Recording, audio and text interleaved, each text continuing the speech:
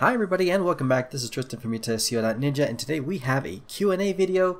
We're going to be answering some of the questions that you guys have left in the comments, and then also questions that come from like the Weebly forums and Facebook pages, and questions you guys ask me on Instagram and things like that. If you guys want to follow me on Instagram, you're more than welcome to. You can find me at instagram.com/UnTitledSEO_ninja.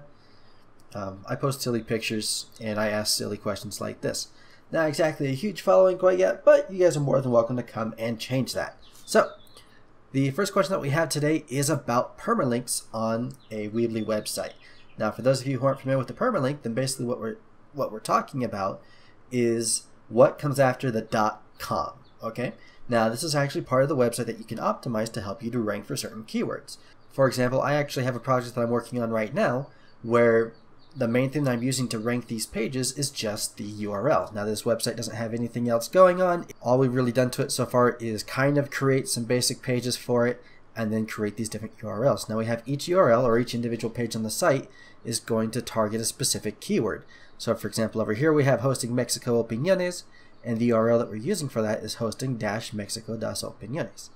That's opinions, in case you guys were curious.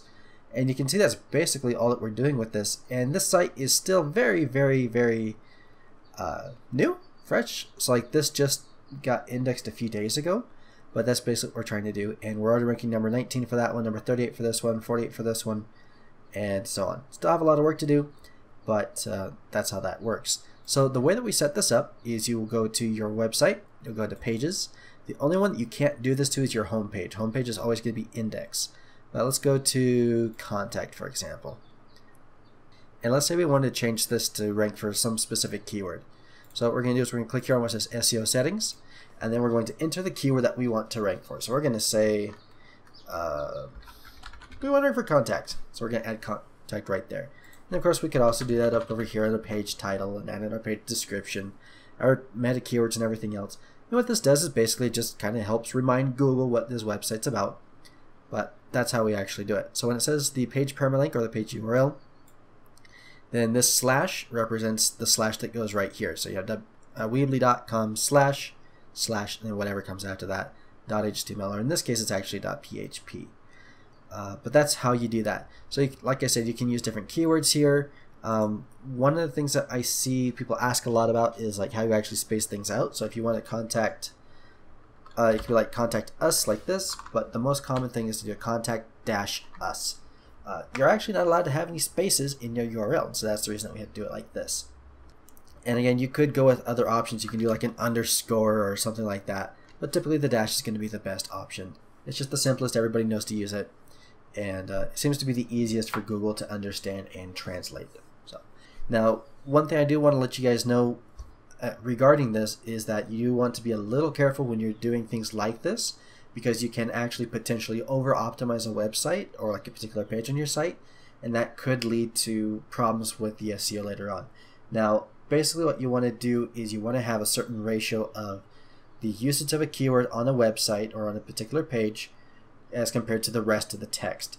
So for example, usually it's about you want to use a keyword 3 times for every 100 words. So for example, on this particular page, we don't have a lot of content, but we have contact us, contact, the name of the page is going to be contact us, and the page title is going to be contact. And so that might be too much. We might want to see if we can add some other kind of, content to the page. However, for a contact page, it's not really a big deal. I mean, people are kind of used to this. But for example, if you have a website where you're trying to rank for one specific keyword, like over here, if I wanted to rank for Proveedor hosting Mexico, then I would want to be careful not to use this like 100 times in the body of my text, because then it's going to be too much and it starts to look spammy. So one thing to keep in mind when you're doing these sort of things, like I said, just don't go too crazy with it. That's basically what we're trying to get to.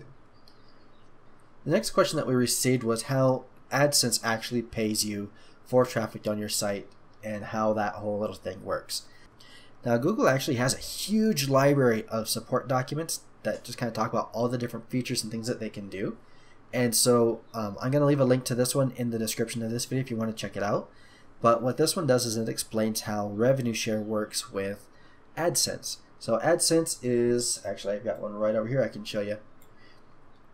So these are Google ads. You can tell by that little blue arrow triangle thing. So there's one, and there's one, and a lot of websites are going to have this. So what will happen here is that if I click on this particular link, then the owner of this site will make a little bit of money. Now, how much money they make is going to depend on a few factors. First off, as you can read right here, for displaying ads with AdSense for content, publishers receive 60% of the revenue recognized by Google in connection with this service. For AdSense search, publishers receive 51%. So back over here we have these two ads, right? Oh no, it went away. Where did it go? We had these two ads. There's one, there's two, there's three. Now we have three ads. So if we were to click on one of these, depending on how much the advertiser is paying to show up on this website, the owner would receive 68% of that cost. Now to figure out what those costs are, we can go to a tool like Keyword Finder, and one of the neat things about this is it will show us right here the CPC, or the average cost per click, is 52 cents. So that means that our publisher, or the owner of this website, were to have a Weebly ad over here, or let's make it a little bit easier on us because of math, and say that they had an ad that was targeting this keyword on it, then that means every time we clicked on it, he'd make about 70 cents. Now, there are some other ways you can find this as well. You can also come over here and look at the keyword planner, and this will give you an idea of about how much you could expect to pay for that traffic. So again, Weebly showing up as being about 52 cents, Weebly website's about $1.05, and so those are consistent with these numbers. But what you can do is if you want to increase the actual revenue that comes from your website, or if you want to generate revenue from a website like this, then you can go and look for these really high value keywords, or keywords that are going to be worth more money, like Weebly Website Builder. People are paying $8.34 per click on that one. Let's pull up our calculator and see if this works today. I'm not sure why, but every time I record I have to turn on the calculator twice. Okay, so 8.34, and if we multiply that by 0.68 to get our 68%. So every time somebody clicks on that link, then you'd make $5.67. And so you can see how that starts to build up, and you can actually make some good money from it. It is reliant on a few different things, like people have to actually click on those links in order to for you to make money for it. And then it also depends on how much traffic you're going to get, and it will also depend on whether or not people use an ad blocker, like you can see right over here. Typically, I use an ad blocker because some of these ads are a little ridiculous. Like this one over here, I've been trying to get this page to load up for about 10 minutes. In fact, you can see it just froze again because it was trying to load up more ads. And then the ads are like really annoying, like audio stuff, and so I have to mute these things. You can see this one's reloading again because it's loading out more ads, and it's frustrating, so it's easier to just turn them off. But that's how that works. So again, find yourself a good keyword that gets a lot of traffic and that has a high value as far as what those clicks are worth. And you can also see that over here under where it says competition. This will tell you how many people are actually trying to buy that traffic. So if this is high, if this is high, if this is high, and if you're able to rank content for it, then you should make some pretty good money. Like this one right here, build a website for free, 2,400 searches a month, and it's high, and you're looking at making almost $12 per click. So that's 11.59 times 0.68. You'd make $7.88 per click off of that. So that's pretty darn cool. And the next question actually has to do with this as well, and that's how you can put in third-party ads on Weebly aside from just using Google AdSense. Pro tip: don't spam people with the phone. Okay, let's try that again. So the next question was how to add third-party ads to a website outside of AdSense. This is actually really easy to do. We're going to want to go back to Build, and then we're going to want to use our Embed Code button right here. Now, let's go ahead and find ourselves an ad. This is through ShareSL. I really like these guys, and these are Weebly ads. So let's say we want to put this Weebly ad on our website. So I click on that. We're going to copy this text right here. We come back over here. Here's our code. Drop this. Oops. We don't want you here. We want you here on top. On top. There we go. And then we're going to edit the HTML. Copy that in. Or paste that in, excuse me. Click out. And there's our ad. We're going to center it. Well, it's supposed to center. But that's very, very easy to do, and you can do this with ads from all kinds of different places. And so if you do want to do that, then that's the way you do it. And it's actually pretty simple, easy, and straightforward.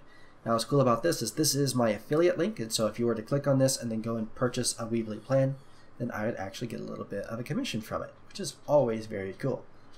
And it also goes a long way in supporting the channel so I can make more videos like this, because otherwise I have to work, and nobody wants to do that.